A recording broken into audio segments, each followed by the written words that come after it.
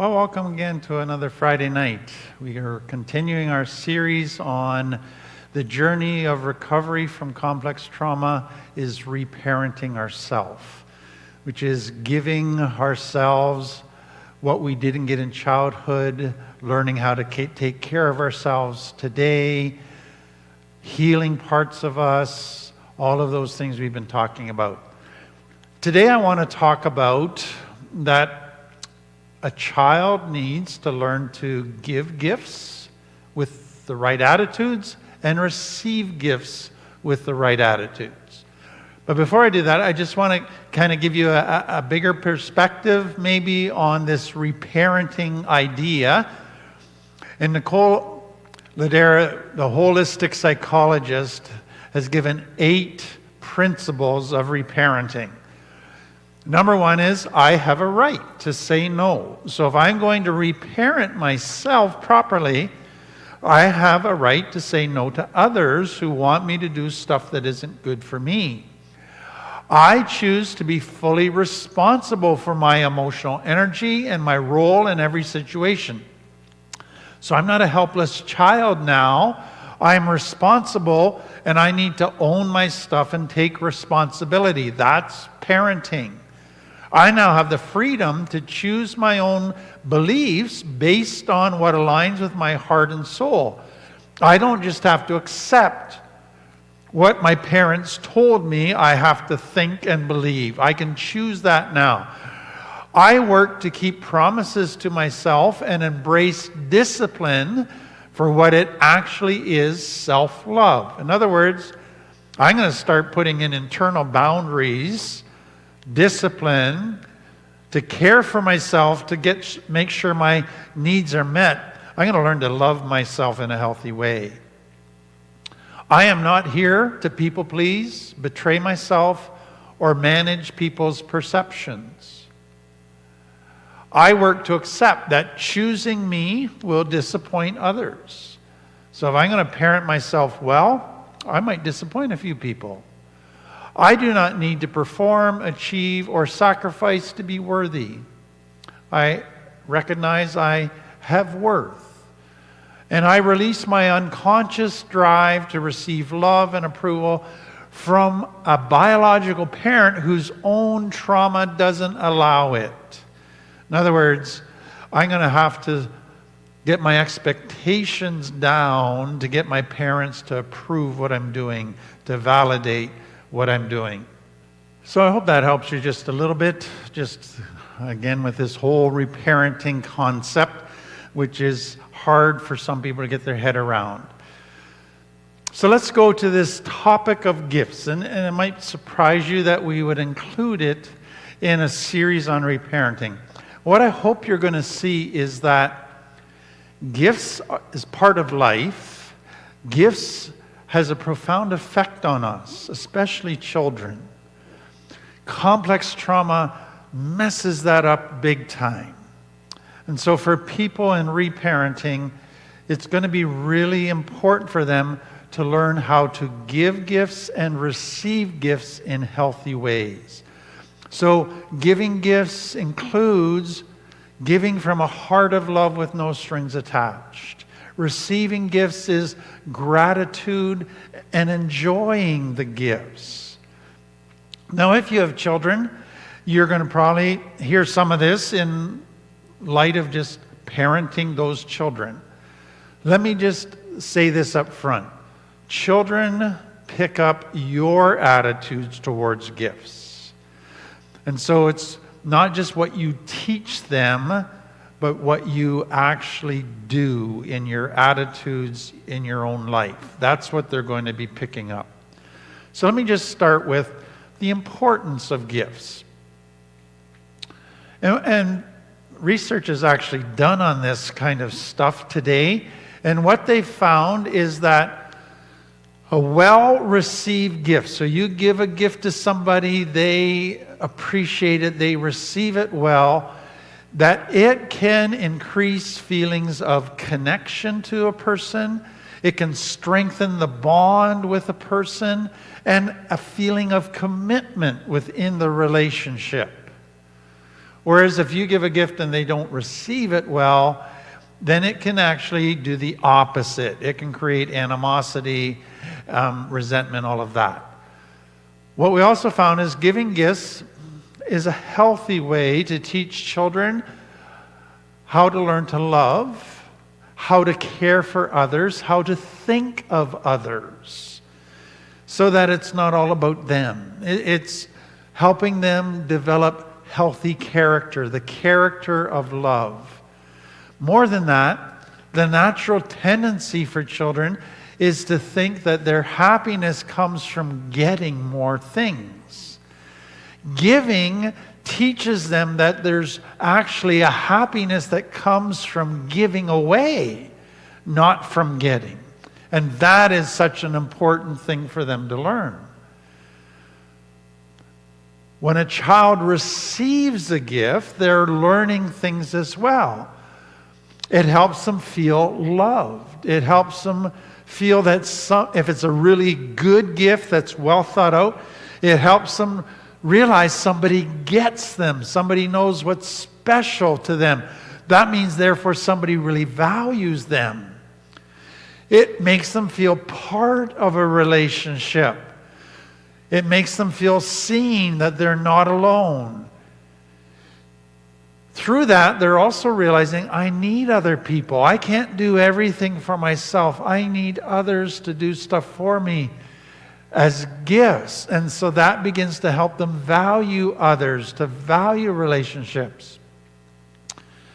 But then it's teaching them gratitude, appreciation for others, appreciation for things that they haven't earned. And in some cases, it's important for them to learn that in the giving of gifts, that love isn't something you earn every part of. Love is something given freely that you didn't earn. That's important for them in getting the right understanding of love.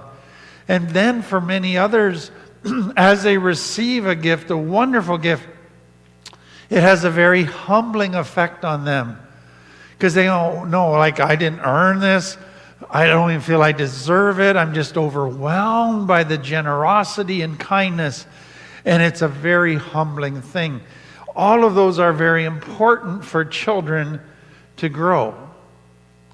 So when you're parenting a child, just like you're going to be reparenting yourself, you want to find this balance. You want the child to have a balance between gifts and responsibility. You're not going to have everything given to you. You got to work hard. But you're going to have some gifts as well. And so also you want them to understand you're going to earn most of what you get in life, but you also need to get some stuff given to you with no strings attached.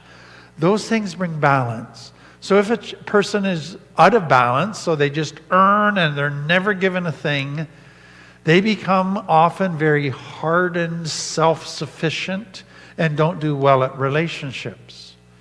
If they're out of balance the other way and they're just give, and they haven't had to work hard for anything, they're spoiled. And they often don't do well in adult life. And so we have to find the balance between hard work and learning to give and receive gifts. So important. What are the purpose of gifts? Why would I give a gift to you? If it's done in a healthy way with no strings attached, what would be the purpose in a gift?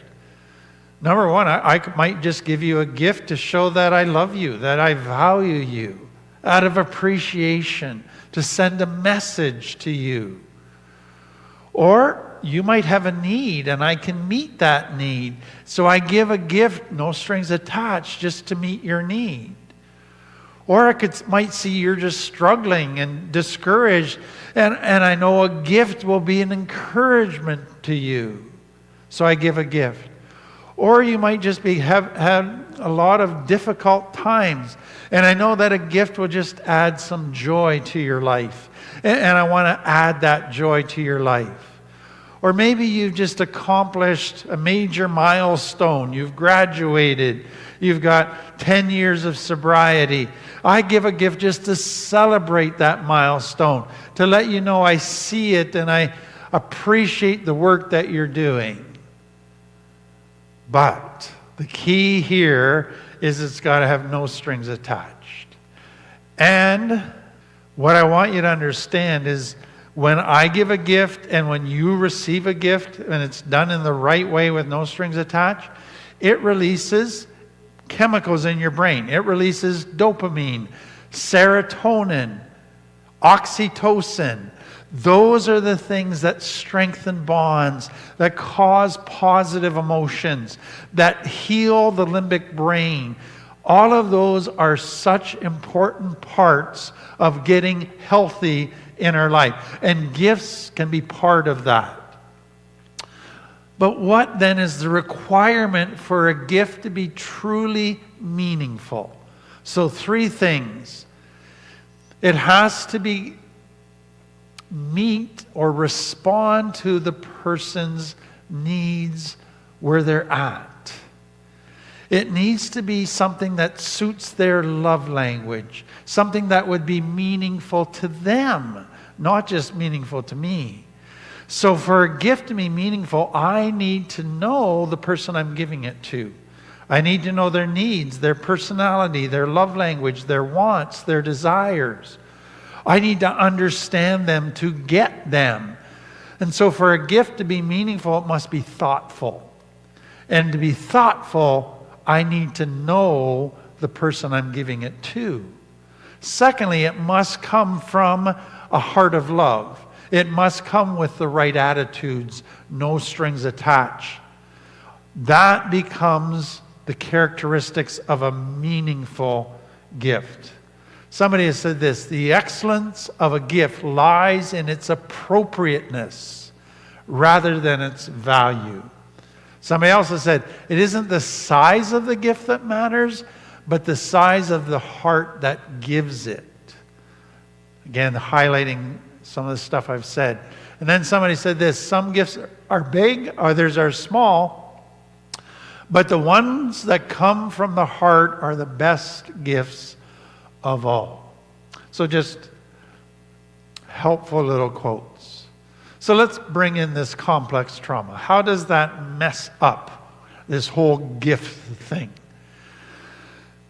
Many parents in complex trauma who are mistreating their children, neglecting them, abusing them, often will give gifts to try and compensate for that. So they're guilt gifts.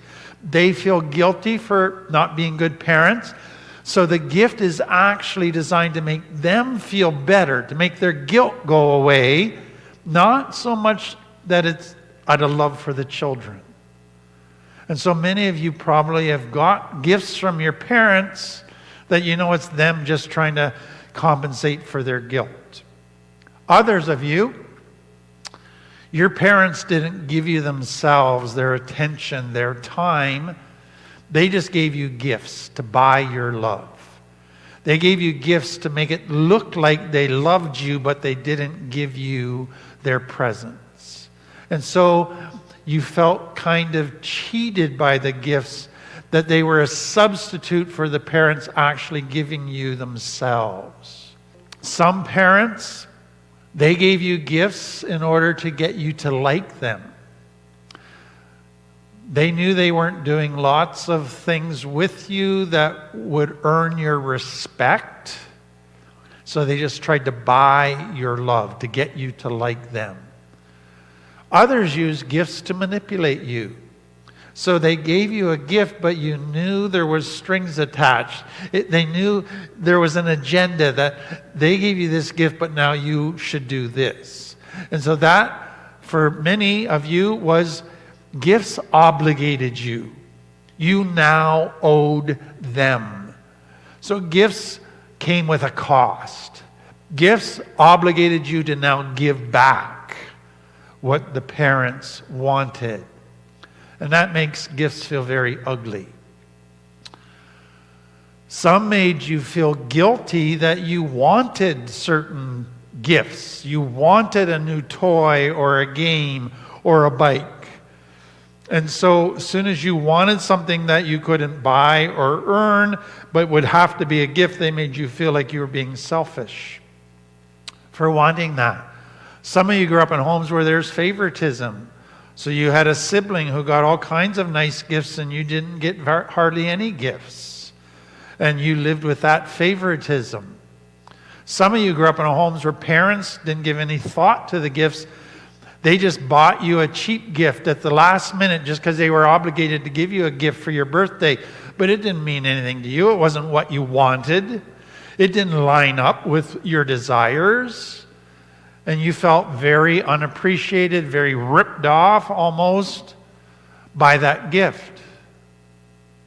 Some of you grew up with people that groomed you in order to sexually abuse you, and part of the way that they groomed you was to give you gifts. It started with candy, then with nice little gifts that you wanted, and it got you to trust them and to drop your guard. They were grooming you to abuse you.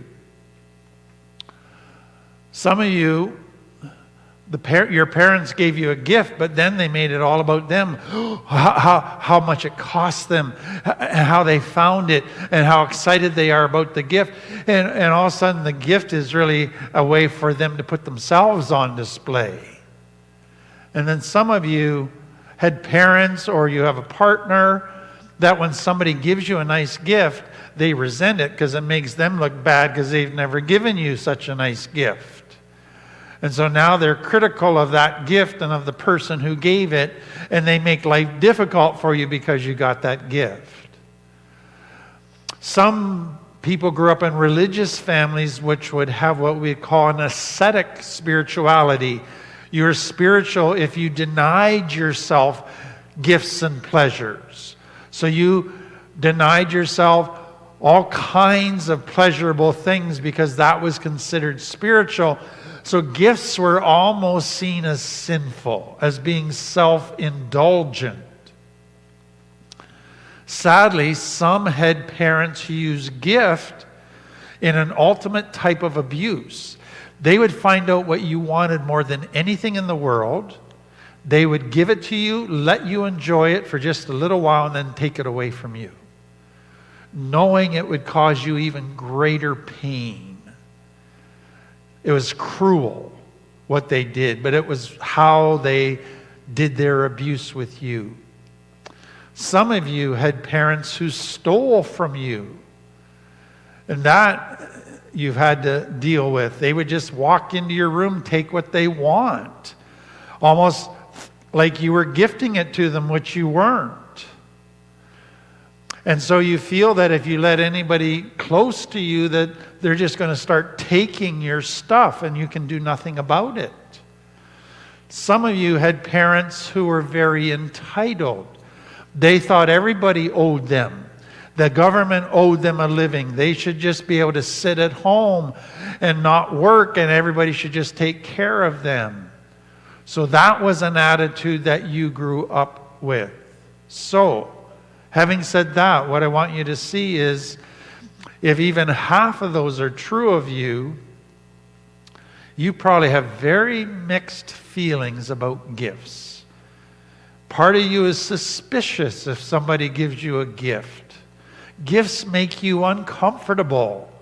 You're expecting a hidden agenda, that strings are attached. And so gifts you don't like. That's just out of complex trauma. But then complex trauma sets up systems inside of you that can make gifts dangerous. So the first is, gifts can actually turn into addictions. So if you grew up in complex trauma, you had a lot of pain and emptiness, mainly negative emotions. You get a gift, and for the first time you feel happy, pleasure. This is fantastic. And what the brain wants to do is say, let's just do this gift constantly. Let's not worry about our other needs, about relationships. Let's just do this gift over and over and over and keep the happiness going. And you become addicted. But the problem with that is when you're not meeting the other needs, when you're not doing the other things that make for a healthy life, the gift goes from being pleasurable to less pleasurable to soon it just makes you feel empty, and then your life just starts getting lots of pain. It's the law of diminishing returns. When you look to a gift to be your sole source of happiness and pleasure. For some, then, it introduces greed. That if this gift made me happy, then getting more will make me more happy. So I want more money, more things, nicer things. The problem with that is that then it leads to getting yourself into debt. Or you begin stealing and trying to justify that. Or you neglect relationships because you want to be a workaholic so you can get more money and get more things. And it begins to break down. And again, let me just say to parents that if you've had greed in your life and you've been a workaholic in order to get more and more, you might try to tell yourself it's to give your children a better life than you had. But the message you're sending them is they don't matter because you're not spending time with them. Their relationship with you doesn't seem to matter to you. And so ultimately your gifts really aren't going to do what you hope they would. They need you more than the gifts. Another subtle danger that can come out of complex trauma for many is a sense of entitlement. That once you give me gifts and do things for me, I'm going to start thinking that you owe me. Or, I've gone through so much pain, the world owes me a better life. I'm going to sit here like a victim, and you better just do everything for me.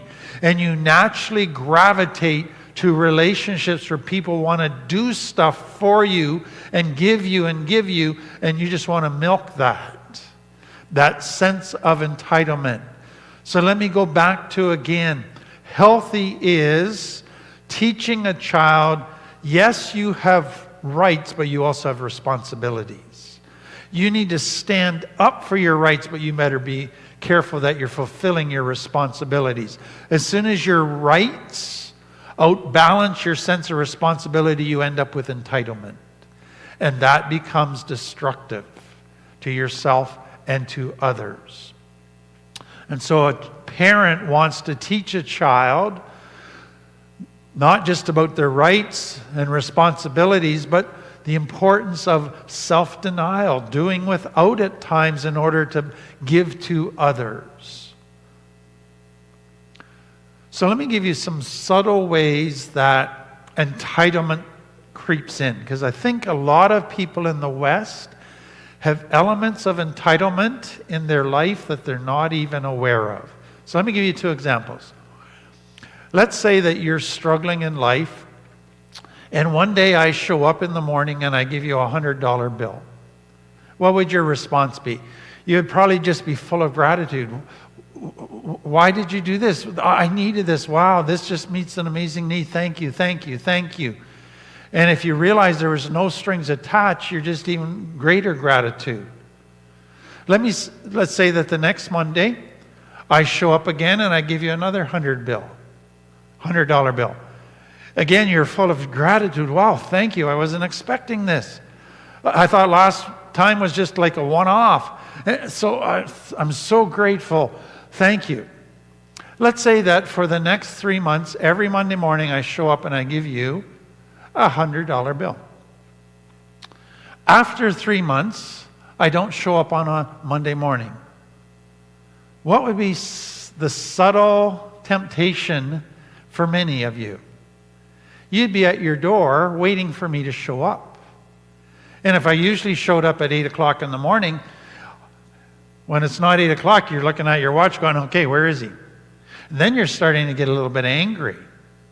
He shows up every morning, Monday morning at 8 o'clock. He's not here. I'm getting mad at him. He should be here. And what's happened there? He owes me this $100. you begin to feel entitlement because the gift was consistent.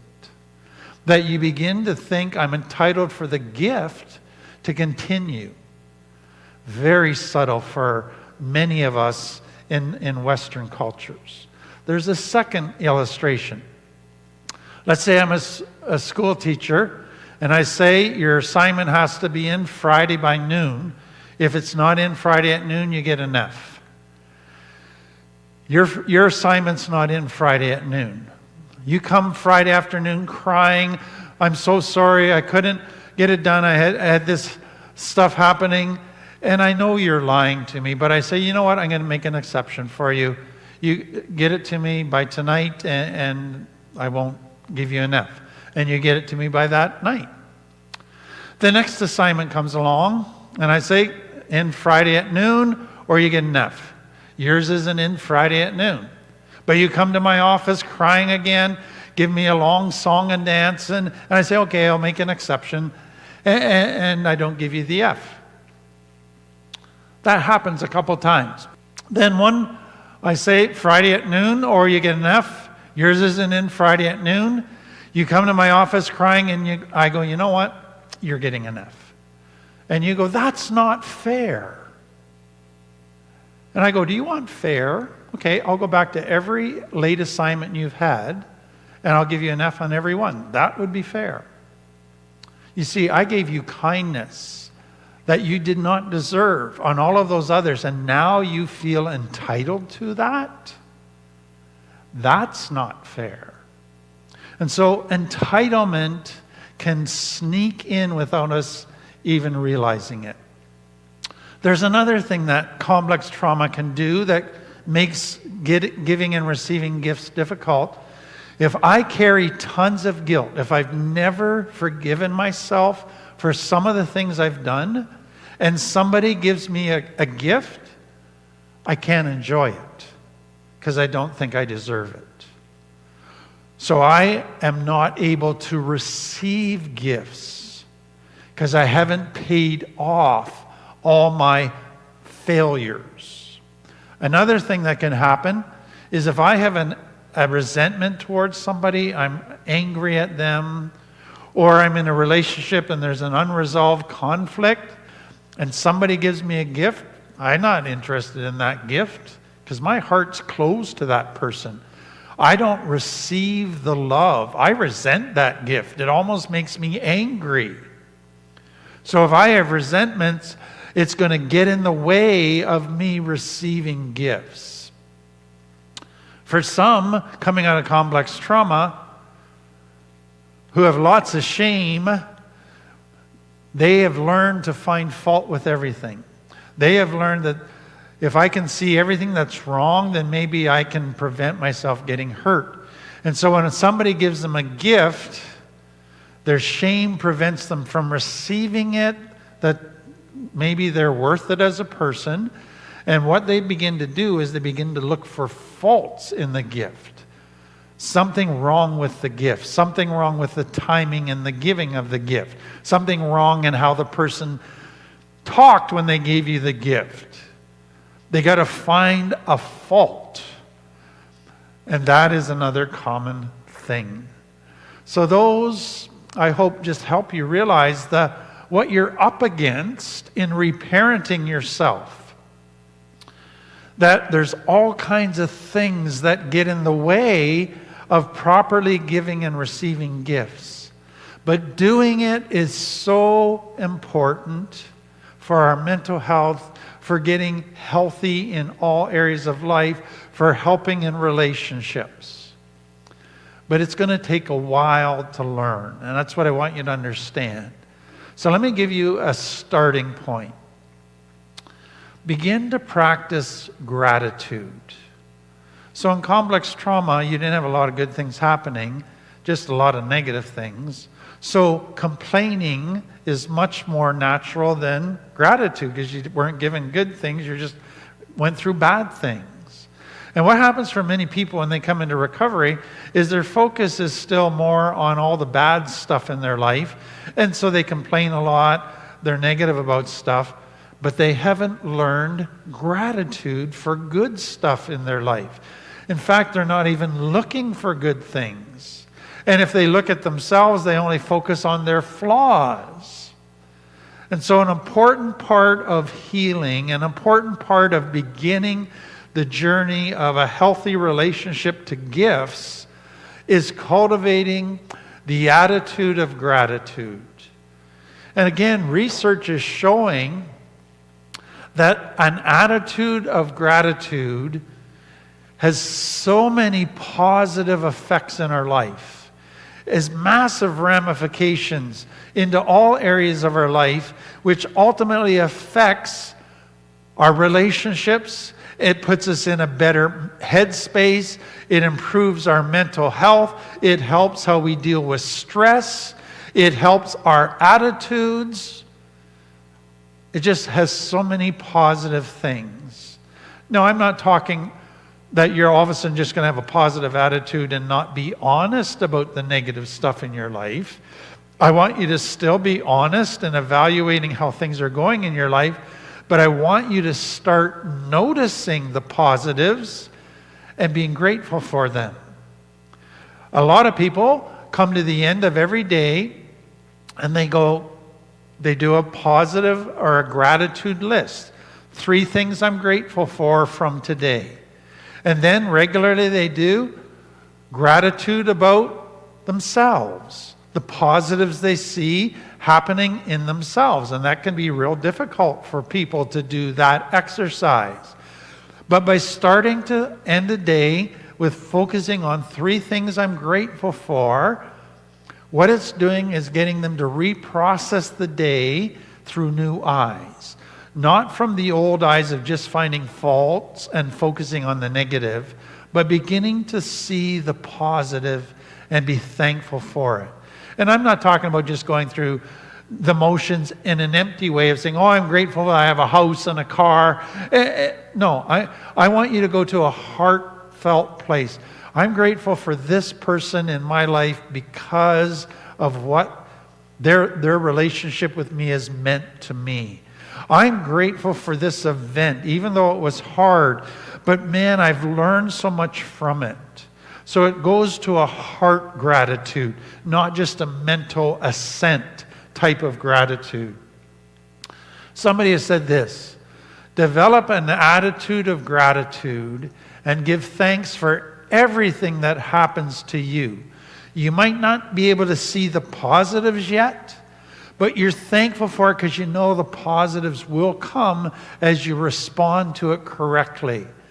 So you know that every step forward is a step toward achieving something bigger and better than your current situation. So you can have an attitude of gratitude, not just for stuff where you see the positives, but even for the negatives, because you're thankful in advance, because you know good stuff is going to come from it. Somebody has said this: your feelings of gratitude rejuvenate your body, heal your mind, and expand your heart. So be more grateful. Zig Ziglar said this: gratitude is the healthiest of all human emotions. The more you express gratitude for what you have, the more likely you will have even more to express gratitude for. Somebody said this: no one is more impoverished than the one who has no gratitude. Gratitude is a currency that we can mint for ourselves and spend without fear of bankruptcy. I like that one. And then I love this one: there is a calmness to a life lived in gratitude, a quiet joy. And then this one: gratitude produced the most purely joyful moments that have been known to man. So if you want to be truly happy, you need to cultivate gratitude. And it won't just result in happiness, it will result in a ripple effect into every part of your life. Your physical health, mental health, relationships, your overall headspace, your stress. It is so important. So I hope this, talking just briefly about gifts, learning to give and receive gifts in healthy ways, has just helped you.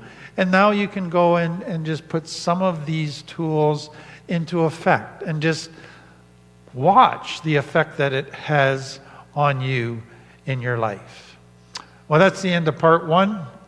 We're going to take a short break, and then I'll be back for part 2, which is a Christian part.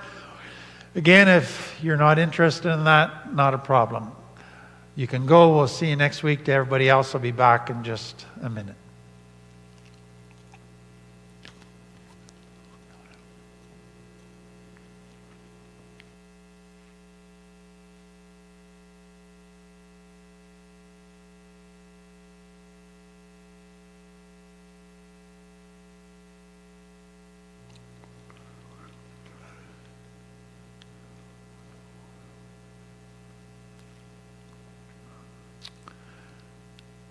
Well, welcome back.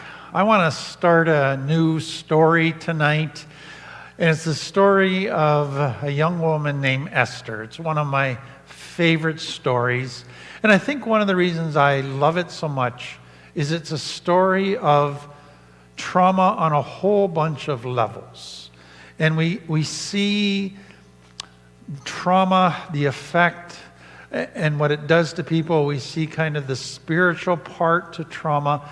And I hope it just really helps you as you work through your own trauma and are on your healing journey. What I want to do tonight is just give you an introduction to the story of Esther. There's 4 main characters. So the first character is King Xerxes.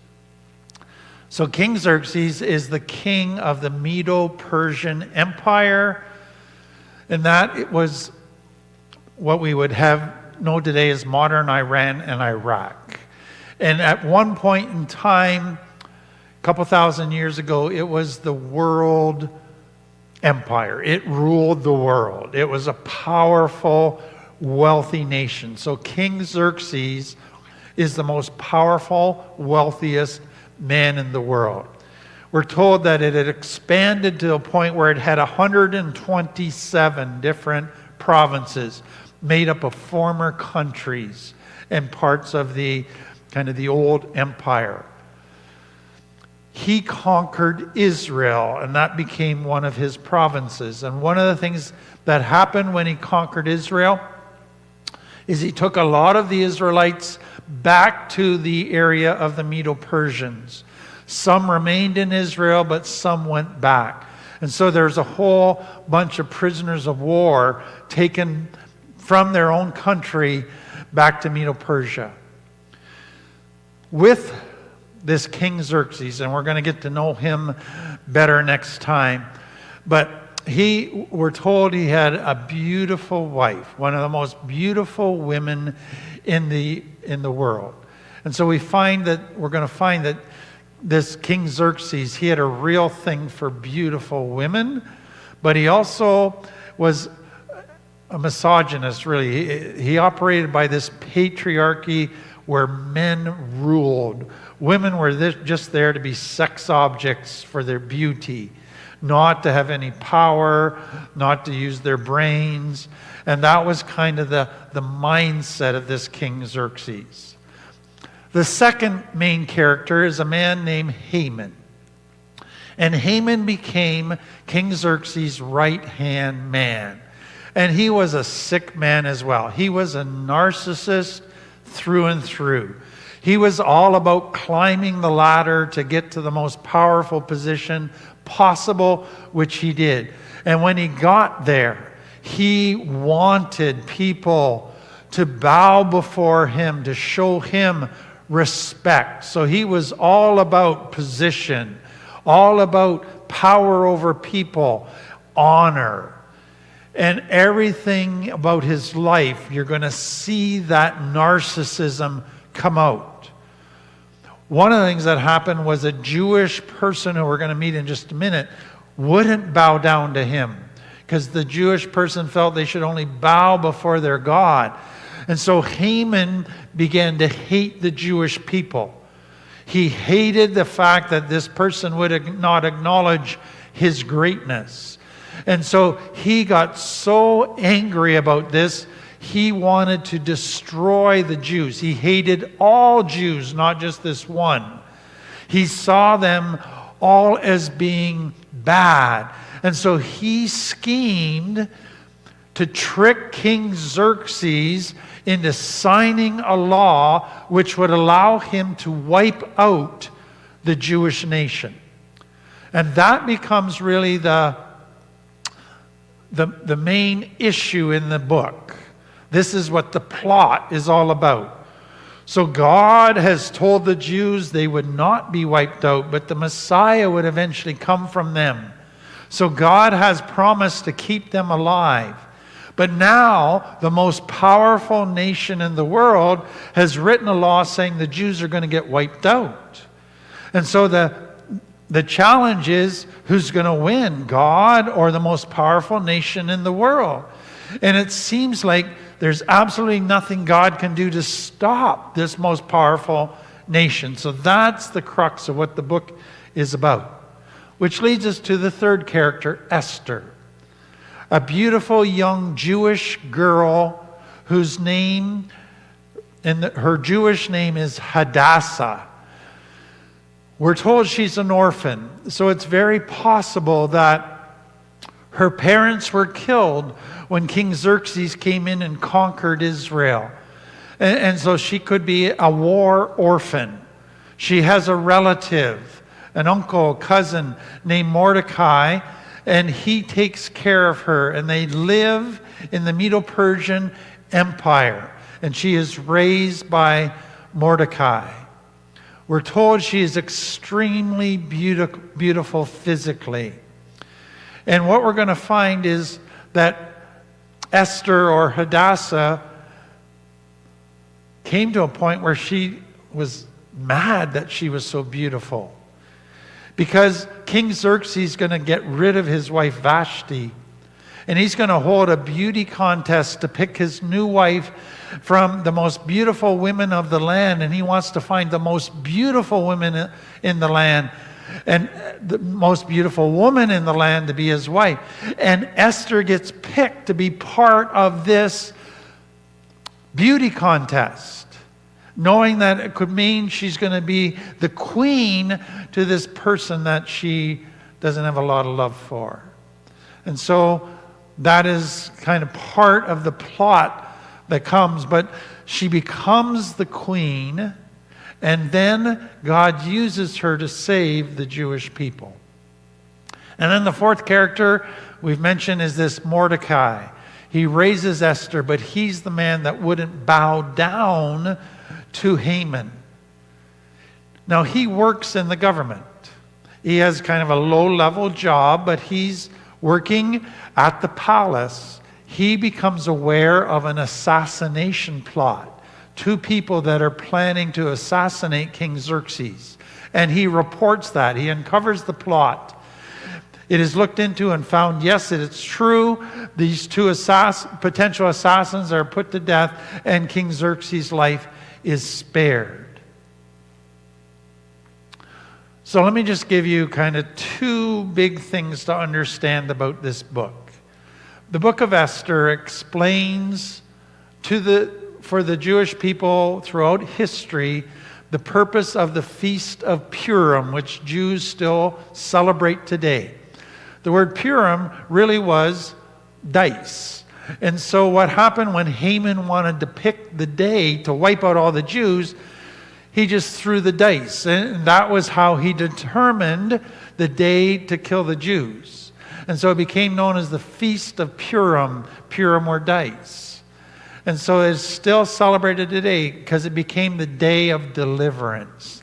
The very day that Haman decided to wipe out the Jews became the day that the Jews were rescued. And they celebrate that now in the Feast of Purim.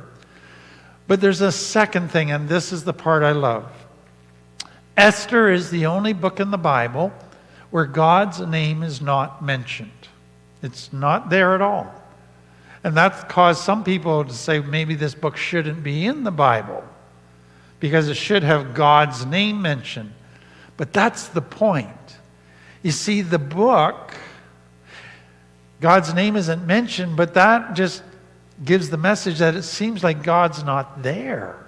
And that's how the Jews felt when they were taken into captivity. And then they got hurt. They heard that Haman was going to wipe them all out. Where are you, God? What about your promises? It looks like we're hopeless. It looks like you don't care. It looks like you can't rescue us. So the whole point is, by God's name being absent, it captures how the people were feeling. It felt like God was absent, like God didn't care. But that leads to the next question. It looked like God was absent, but was he really? And what we're going to see in this book is thousands of decisions are going to be made by human beings that have no interference by God at all. But yet somehow, in this mysterious way that we don't understand, we call it God's providence, God somehow orchestrates things so that all of these thousands of independent decisions that haven't been influenced by God somehow work together that the Jewish nation is saved and Haman is stopped. So though God doesn't look like he's there, there's no external evidence that he's doing anything, he's working behind the scenes in ways we cannot see or understand to carry out his plan, to keep his promises. And that's such an important message for people in trauma, is that though it looks like God isn't there, doesn't mean he's not. He's still at work. We just don't see it yet. And we're not going to see how he's been working until later. And then it will all become clear. So right now, in this time where God seems absent and it feels so dark and hopeless, Esther helps us to trust that God is still there even though we can't see him. Let's pray. Father, thank you for this story. So important, such an important truth. And just help all of us to become convinced that you're there even though it feels you're not, and that we can still trust you in the darkness, even though we don't see you working. Amen. Well, thank you again for being part of another Friday night.